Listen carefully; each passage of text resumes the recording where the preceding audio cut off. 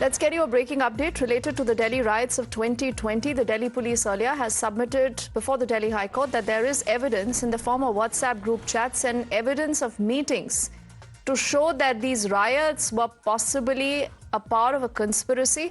They've also spoken about the fact that this largely seems like an attempt to create unrest. Dipankar is with us and he has more details. Dipankar, what is it that you can tell us? What has the police said?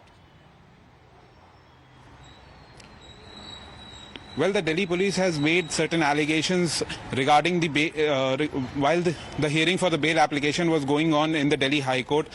The Delhi police has submitted before the court that the riots that were held were not an organic protest. It was a protest that was formed by the main accused in this larger conspiracy case, including people like Sharjeel Imam and Umar Khalid, where people were brought from other areas to the protest site where the stone pelting and other protests was being held. The Delhi police has also submitted that certain groups were created like JCC and JACT on the specific directions of Umar Khalid, and these people in this group went door to door in order to mobilize the people against the government and to hold protests in areas. The Delhi police has also said that there was concerted efforts in order to make this protest a mass violence protest, not a peaceful protest. It was only a facade that was created that the protest that is going on is a peaceful protest. Okay. But concerted efforts were made to create it as a mass violence. Okay, Dipankar, allow me a moment. Let's also get in our colleague Sagarika, who will add more to what we know. Sagarika, what is it that the Delhi police essentially has said, and what is the kind of evidence that they are really basing this entire argument on? Deepti, this is a 34-page report filed by the Delhi police, and I'll take you through the main crux of it. They've gone on to say that these are the sequence of events for the conspiracy of the Northeast Delhi riots. And now, one of the main parts, just taking you through some operative parts as our teams here also go through more details of this 34-page report. They go on to say that the investigation has revealed deep-rooted conspiracy in planning and execution of the riots, which planning started immediately upon passing of a resolution by the cabinet committee to present the CAB in both houses of the parliament on 4th of December 2019.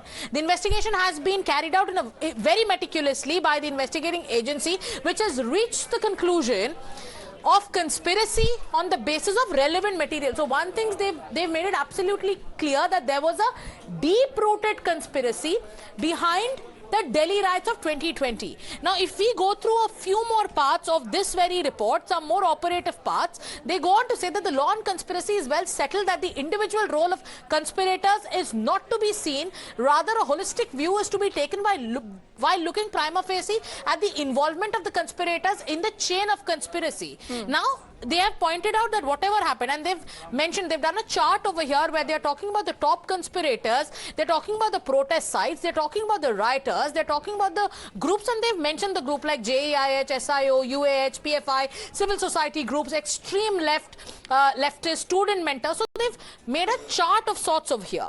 Then they're talking about the role of one group called the JCC in this very ecosystem. And what have they mentioned here? They're showing this in the form of, like how this panned out, who were part of it. So they've named SFI, they've named JSF, they've named SIO. These are the groups, the student groups as one saw, and what really happened back then. Then they say that the riots in February 2020 was preceded by a replica of the December 2019 at much lower scale, but the pattern was identical, having some lead characters and similar modus operandi. So the focus has been on identifying the patterns, noting down the patterns, talking about how there was a pattern to the incitement and the provocation by all these groups mentioned in the part of the Delhi police's report.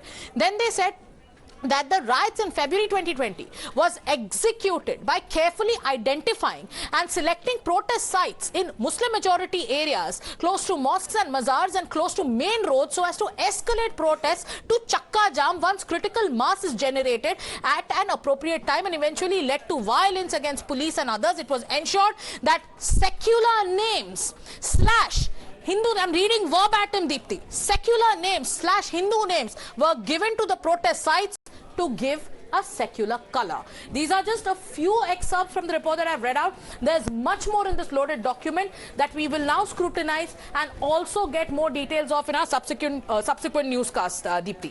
All right, Sagarika and Dipankar, for the moment, thank you to both of you for piecing together information on that big story. We'll continue to track that. For the moment, we slip into a quick break. On the other side, lots more coming up.